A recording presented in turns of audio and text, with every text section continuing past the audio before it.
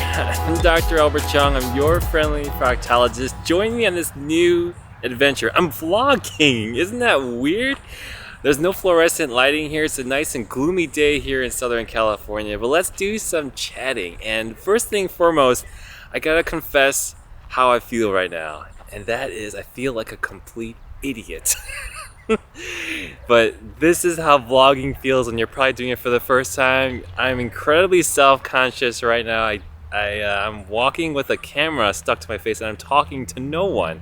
But of course I'm talking to you, right? So I hope I get over this fear because I feel, again, so stupid.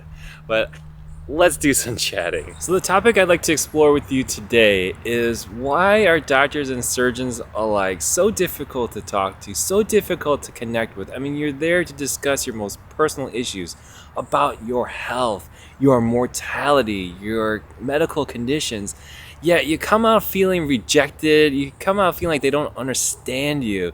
Why is it that we feel defeated and just not so great afterwards? I mean, there are terrific doctors out there, but I wanted to go into exploring more than just the superficial stereotypes about medicine. So I developed a list of certain things that I feel contribute the most to the way we are, and I hope that helps to explain why you feel the way you do. So the first and foremost reason is we were born that way. You know, it really takes a special person to want to be a doctor.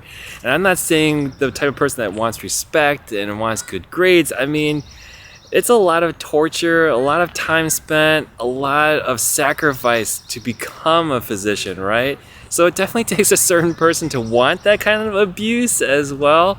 And just like a police officer, not everyone can be one. And I think police officers, firefighters, people in the armed services, you've got to be born and wired a certain way to want to do that. So what I mean is that there are personality types in medicine. I mean, we're not all introverts or extroverts, but it does take a special person to want to bury their nose in a textbook for hours and hours on end and studying, sacrificing, working that many hours in a hospital.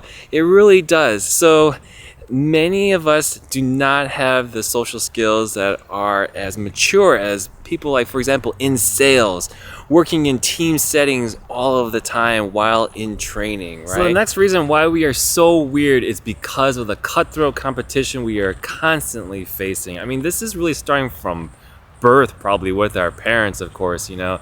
We're talking about grades, SAT scores, what instrument do you play, what have you achieved? But even in medical school, okay, and it really becomes a game almost to crush the competition. People are stealing notes. People are doing things like excluding people from study groups. I mean, it's the stupidest and most petty thing. But if you think about it, how much of a contrast is that from the spirit of medicine? You're there to become someone who is helping the weak, right? Supposed to be there for support for other people. But what are the medical students doing? They're trying to oust each other, trying to beat their competition, trying to cheat each other out in some extreme cases in order to get the top rank in the class. Okay, so now after residency, you graduated, you become full-fledged physician. Is this the time now that we become ideal physicians and we truly love our patients? No, absolutely not necessarily.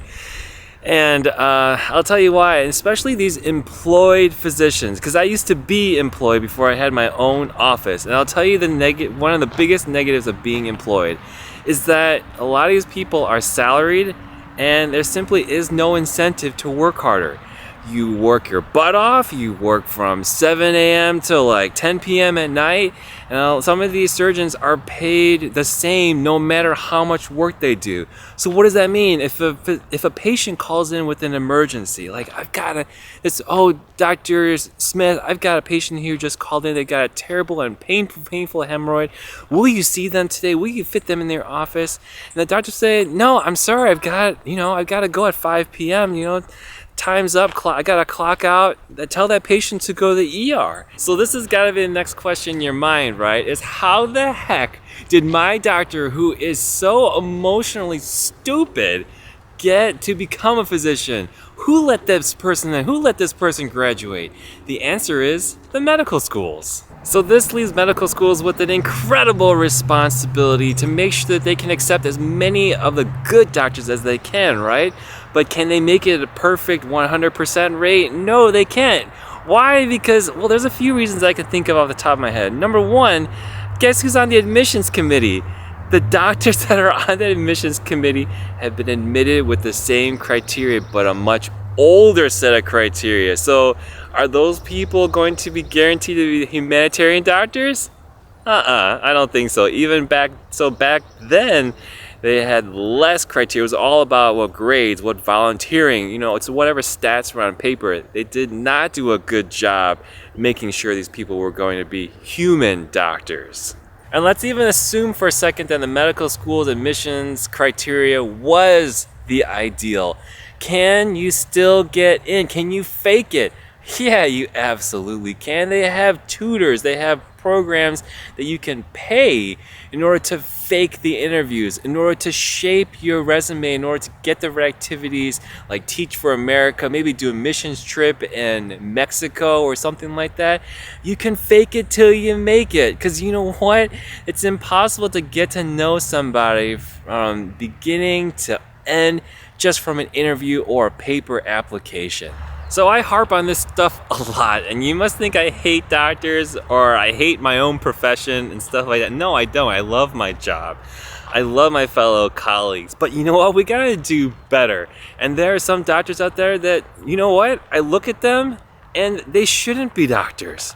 And yeah, that's a very judgmental thing to say, but it's an honest thing to say. Because in the medical profession, I mean, come on, right now, let's face it, with all the COVID stuff that happened, there have never been so many people who hated doctors than now. Am I right? There has not been a time where more people have so much distrust and so much distaste for our profession, our recommendations, and faith in us that we're doing the right thing for you. And that's another reason why I brought my channel into YouTube, so I can tell you and share these thoughts with you. Well, I hope you enjoy this vlog. It's a wonderful day, nice and gloomy, but I hope you're enjoying your day and recovering the best you can. Take care, bye-bye.